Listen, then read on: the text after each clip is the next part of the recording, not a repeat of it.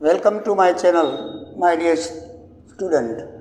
આપણે ગયે વખતે પ્રશ્ન 1નું સોલ્યુશન જોયું બિઝનેસ એકાઉન્ટમાં. હવે પ્રશ્ન 2નું સોલ્યુશન જોઈએ. પ્રશ્ન 2ની અંદર આપણને ભાડા ખરીદ પદ્ધતિનો દાખલો આપેલો છે અને એની અંદર વાર્ષિક 10% ઘસારો એમ આપેલું છે, પણ વ્યાજનો દર નથી આપેલો. તો વ્યાજનો દર નથી આપેલો તો આપણે વ્યાજ કેવી રીતે શોધવું? તો પહેલી એની વ્યાજની આપણે ગણતરી કરી લઈએ, પછી આપણે વ્યાજનો કોઠો બનાવીએ. તો વ્યાજની ગણતરી કરતી વખતે આપણને દર ન આપેલો હોવાથી ટોટલ હપ્તા આપેલા છે. ટોટલ હપ્તાની કુલ હપ્તાની રકમ કેટલી થાય છે જોઈ લઈએ. 4000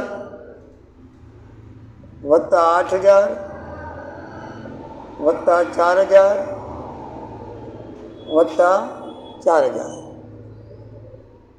એટલે આ પહેલી રકમ જે છે એ તાત્કાલિક ચૂકવણી છે. બાકી હપ્તા નંબર 1, હપ્તા નંબર 2 અને હપ્તા નંબર 3 એ બધાની જો આપણે ટોટલ મારીએ તો 4 ને 8 12 ને 4 16 ને 4 20,000 રૂપિયા થાય છે. 20,000 રૂપિયા આપણે યંત્ર ચૂકવણી માટે ટોટલ આપવા પડશે વ્યાજ સહિત, બરાબર છે. તો 20,000 રૂપિયા આપેલા છે. તો યંત્રની કિંમત જો દાખલામાં આપેલી છે, રોકડ કિંમત 17,200, તો વ્યાજની રકમ બરાબર કુલ હપ્તાની રકમ અથવા કુલ ચૂકવેલ રકમ ઓછા યંત્રની મૂળ કિંમત. તો કુલ ચૂકવેલ રકમ આપણે થાય છે 20,000 રૂપિયા. બાદ યંત્રની કિંમત કેટલી છે? 17,200. તો આપણે એનું ટોટલ કરશું, બાદ બાકી કરશું તો કેટલું આવશે? 2800 રૂપિયા આવશે. વ્યાજ રકમ કેટલી આવશે? 2800 રૂપિયા. આ આપણું વ્યાજ થયું. કુલ ચૂકવેલ રકમ 20,000 થાય આપણે ચૂકવવાની, 3 હપ્તા અને તાત્કાલિક ચૂકવણી. અને એમાં યંત્રની મૂળ કિંમત બાદ કરવી. યંત્ર જે 17,200નું એમાંથી 20,000 આપણે ચૂકવવા પડે, એટલે વધારાની જે રકમ છે એ વ્યાજ હોય. હવે વ્યાજની હપ્તામાં કેવી રીતે ગણતરી કરવી? આપણે જે હપ્તા ચૂકવાય છે એના પ્રમાણ માપ ઉપરથી આપણે હપ્તાની રકમ કાઢશું. તો પહેલાં 4,000 રૂપિયા ચૂકવી દીધા, તો 20,000માંથી 4,000 ચૂકવી દીધા, તો બાકી રહ્યા 16,000. બાકી કેટલા રહ્યા? 16,000. 16,000માંથી પાછા આપણે 8,000 ચૂકવી દઈએ તો કેટલા રહે? 8,000. અને 8,000માંથી પાછા આપણે 4,000 ચૂકવીએ તો કેટલા રહે? 4,000. તો આ જે છે ને ચૂકવણીનું પ્રમાણ આવ્યું. કેનું આવ્યું? આ ચૂકવણીનું પ્રમાણ. તો હવે એને આપણે પ્રમાણમાં કાઢીએ તો 16:8:4 થાય. 4 કોમન લઈએ તો 4:2:1 થાય. તો એનું પ્રમાણ માપ છે 4:2:1ના પ્રમાણમાં 2800ને આપણે વેચવા પડશે. 2800ને કેવી રીતે આપણે વેચાય? તો ચૂકવાયેલા હપ્તાના પ્રમાણ માપમાં 20,000 રૂપિયા કિંમત છે, એમાં 4,000 આપણે તો તરત ચૂકવણી કરી નાખી, એટલે બાકી 16,000 રહે. 16,000માં 16,000 પછી 8,000 ચૂકવી એટલે 8,000 અને પછી 4,000 ચૂકવી તો 4,000 રહેશે. તો 16:8:4 એ પ્રમાણ માપ થાય. અને પછી જો 4 કોમન લેતા જઈએ 4:1 પ્રમાણ માપ થાય છે. એટલે 2800 રૂપિયા છે એને આપણે 4:2:1ના પ્રમાણમાં વેચતા જશું. તો 2800 રૂપિયા ગુણ્યા 4:2:1 એટલે 4 2 6 ને 7 એટલે 4 સત્તાંશ પહેલો હપ્તો, પછી 2800 રૂપિયા 2 સત્તાંશ બીજો હપ્તો, પછી 2800 રૂપિયા 1 સત્તાંશ ત્રીજો હપ્તો. તો 7 ચોકું 28, 400 આવશે. એ બધે કેટલા આવશે? 400. અને 400 ગુણ્યા 4 એટલે 1600 રૂપિયા પહેલા હપ્તાનું વ્યાજ, 400 ગુણ્યા 2 એટલે બીજા હપ્તાનું વ્યાજ 800, અને 400 ગુણ્યા 1 એટલે 400. ટોટલ વ્યાજ આપણે 16 ને 8 24 2800 રૂપિયા થાય. આ પ્રથમ હપ્તાનું, આ દ્વિતીય હપ્તાનું અને આ ત્રીજા હપ્તાનું, આ 3 વ્યાજ આપણે થાય. તો જોયું 2800 રૂપિયાને આપણે એના પ્રમાણ માપની અંદર આપણે શું કર્યું? મૂડી આપણે ચૂકવેલા જે છે હપ્તા એના પ્રમાણમાં એના ઉપરથી પ્રમાણમાં કાઢી અને દરેક હપ્તાનું વ્યાજ કાઢ્યું. હવે આપણે જો કોઠો બનાવીએ તો એની તારીખ લખીએ 1/1/20. તો 1/1/20ના આપણે શું કર્યું છે? રોકડ પેટે ચૂકવાની રકમ કેટલી છે? 20,000 રૂપિયા. કેટલી છે? 20,000 રૂપિયા. એમાં હપ્તાની રકમ એટલે તાત્કાલિક ચૂકવણી આપણે કેટલી કરી છે?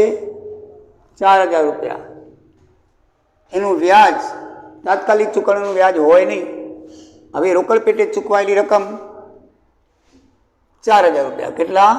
4,000 રૂપિયા. તો બાકી કેટલા ચૂકવવાના રહેશે? 16,000 રૂપિયા. આ તાત્કાલિક ચૂકવણીની રકમની આપણે નોંધ કરી. હવે બીજો હપ્તો આપણે કરીએ તો 31/12/20. પહેલો હપ્તો 31/12/20 આવે છે. કેટલા આવે છે? 8,000 રૂપિયાનો. કેટલા હજારનો આવે છે? 8,000 રૂપિયાનો. તો 8,000માં પહેલા હપ્તામાં એનું વ્યાજ ઉમેરવું પડશે. આ હપ્તાની રકમ કેટલી થાય? 8,000 વત્તા 1600. 8,000 વત્તા 1600 એટલે કેટલી થશે? 9600 રૂપિયા. કેટલી થશે? 9600. અહીંયા રકમ આ બાકી આગળ લેતા હોય છઠ્ઠા રકમની છઠ્ઠા કોલમની હંમેશા બીજા કોલમમાં બાકી આગળ લાવ્યા. 4,000 ચૂકવાઈ ગયા એટલે 16,000 બાકી આગળ લાવ્યા. હપ્તાની રકમ 8,000 વત્તા 1600 વ્યાજ એટલે ટોટલ કેટલી થશે? 9600 રૂપિયા. કેટલી થશે? 9600માં જે વ્યાજ છે એ આપણે 1600 અહીંયા લખશું. એ હપ્તાની રકમમાં હંમેશા વ્યાજ એડ કરેલું હોય. આપણે હપ્તાની રકમ 8,000 છે તો આપણે 9600 લખવાના છે. આ ગણતરી તમને કરીને બતાવી બાકી લખવાનું આ છે 9600. પહેલો હપ્તો કેટલાનો થાય? 9600માં વ્યાજ કેટલું છે? 1600 રૂપિયા વ્યાજ છે. અને આપણે રકમ કેટલી ચૂકવશું? 8,000 રૂપિયા ચૂકવશું. તો 16,000માંથી 8,000 ગયા. ચૂકવવાના કેટલા રહ્યા? 8,000 ચૂકવવાના રહ્યા. આ બેમાંથી અહીંયા 5 બાદ કરી નાખો એટલે કેટલા રહેશે? 8,000 રહેશે. બરાબર છે. હવે 8,000 બાકી આગળ આવ્યા એ આવશે 31/12/21. એના 25 8,000 બાકી લાવ્યા તો બીજો હપ્તો છે 4,000નો. કેટલો છે? 4,000નો. એની અંદર બીજાનું વ્યાજ છે 800 ઉમેર્યું એટલે ટોટલ હપ્તાની રકમ આપણે 4800 લખવાની. કેટલી લખવાની? 4800. એની અંદર વ્યાજ કેટલું છે? 800 રૂપિયા. હપ્તો કેટલો ચૂકવાશે? 4,000. તો બીજી કોલમમાંથી 5મી કોલમ બાદ કરીએ તો 8,000 હતા 4,000 ચૂકવાઈ ગયા તો કેટલા રહ્યા? 4,000. હવે 31/12/22ના બાકી આગળ લાવ્યા 4,000. હપ્તાની રકમ છેલ્લી કેટલી છે? છેલ્લો હપ્તો 400નો અને વત્તા છેલ્લો હપ્તો 400નો છેલ્લો હપ્તો 4,000નો અને વ્યાજ છે 400 એટલે કેટલા થશે? 4400. કેટલા થશે? 4400. વ્યાજ કેટલું છે? 400. વ્યાજ કેટલું છે? 400. બરાબર છે. આપણે કેટલા ચૂકવશું? 4,000 હપ્તા પેટે ચૂકવશું તો કાંઈ વધશે નહીં. નીલ આપણું ખાતું થઈ જશે પૂરું. હવે તમે જો વ્યાજનું ટોટલ મારો તો કેટલા થશે? 2800 થશે. વ્યાજનું ટોટલ કેટલું થશે? 2800. બરાબર છે. અને આનું ટોટલ મારી તો 9600 વત્તા 4800 વત્તા 4400 તો કેટલું થશે? 22,800. 22,800 અને આ છે 20,000 ટોટલ. આ કેટલું થશે? 20,000. તો જો 20,000 પ્લસ 2800 વ્યાજ એટલે ટોટલ હપ્તા 22,800 આવ્યા. તો આપણું આ વ્યાજની ગણતરીનો કોઠો થયો. હવે આપણે બનાવવાનું છે ઘસારાની ગણતરી કરી લઈએ.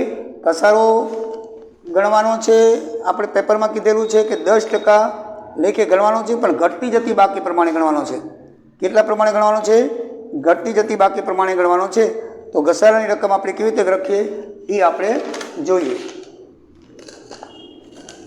જો યંત્રની કિંમત ઉપર ઘસારો ગણાય તો યંત્રની કિંમત છે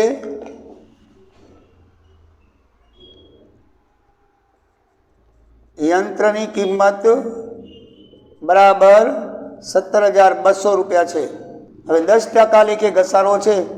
10% લેખે ઘસારો તો 1 મીંડું કાઢી નાખો એટલે 1720 થાય. 1 મિનિટ 10% કરવા હોય એટલે પાછળનો આંકડો કાઢી નાખવાનો એટલે 1720 રૂપિયા ઘસારો થાય। તો 1720 રૂપિયા ઘસારો થાય તો એને 1720 બાદ કરો એટલે કેટલા વધશે? 15480। કેટલા વધશે? 15480। વળી પાછો 10% ઘસારો, આ ઘસારો થયો 31/12/20નો। હવે 31/12/21નો ઘસારો 10% લેખે ઘસારો કરો તો આના 10%, બરાબર ને? આના 10 1 મિનિટ કાઢી નાખો 1548। 10% કેટલા થશે? 1548। તો 1548 આ 15480માંથી બાદ કરો એટલે 13932 વધશે। 13932 વધશે। વળી આપણે 31/12/22નો 10% ઘસારો તો વળી એક આંકડો કાઢી નાખો 1393। કેટલો થશે? 1393। બગડો કાઢી નાખો તો એક આગળ બગડો 5 કે 5થી વધારે તો એક ઉમેરવો પડે। અહીંયા પોઈન્ટ એક આંકડો કાઢી નાખો એટલે અહીંયા પોઈન્ટ આવે 10% એટલે એક આંકડો કાઢી નાખો એટલે 1393 રૂપિયા રહે। 1393 રૂપિયા એમાંથી બાદ કરો એટલે 12539 બાકી રહેશે।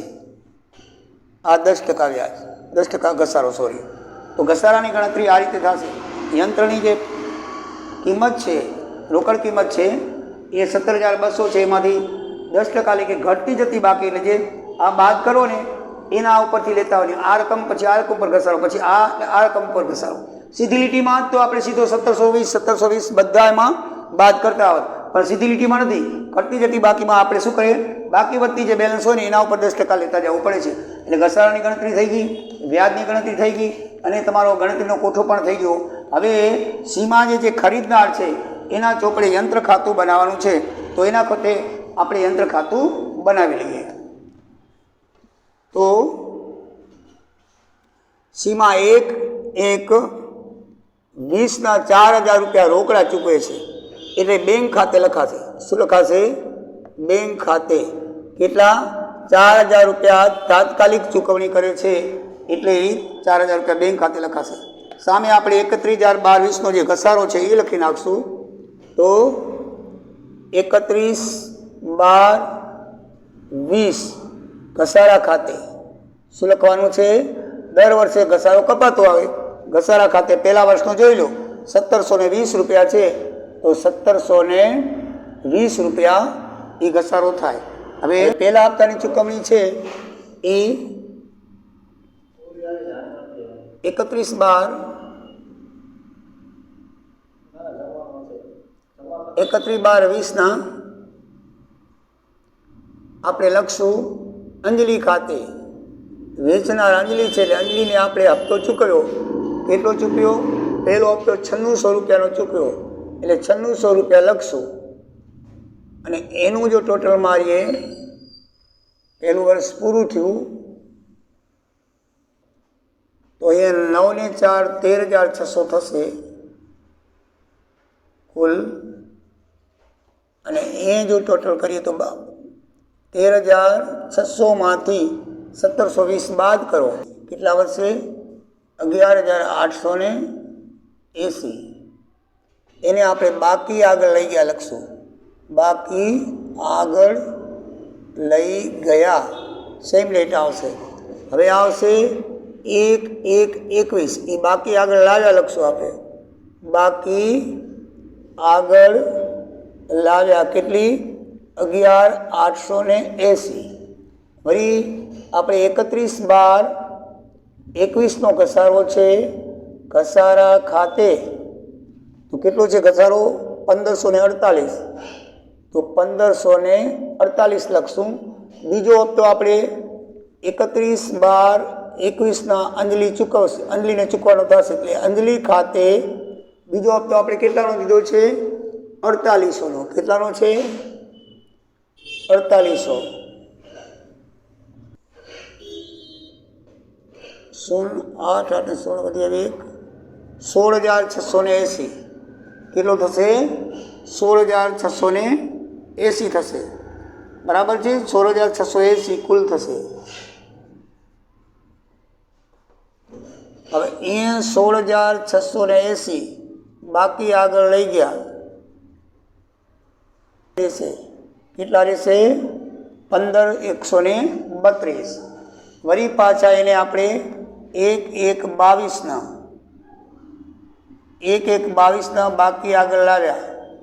બાકી આગળ લાવ્યા તો 15,132 અને છેલ્લો હપ્તો આપણે કેટલો ચૂકવ્યો છે 4400નો. તો અંજલિ ખાતે 31/12/22 અંજલિ ખાતે 4400.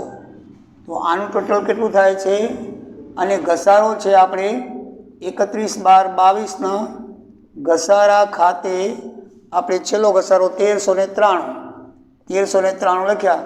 આનું ટોટલ થશે 19,532. એને 13,93 બાદ કરો તો કેટલા આવશે 18,139. કેટલા આવશે 18,139. બાકી આગળ લઈ ગયા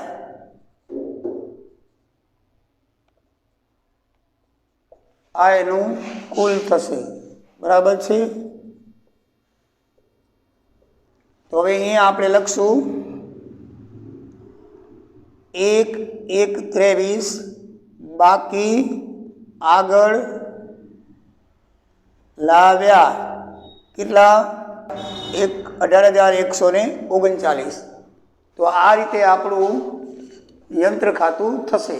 તો આ દાખલો હવે પૂર્ણ થાય છે અને અથવાનો દાખલો છે એ આમ નોંધ લખવાની છે. આપણે પ્રશ્ન 2 જોયો.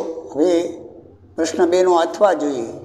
તો પ્રશ્ન 2ના અથવામાં છે કે ઉપરોક્ત પ્રશ્ન નંબર 2 મુજબ અંજલિ એટલે કે વેચનારના ચોપડે પ્રથમ વર્ષની આમ નોંધ લખવાની છે.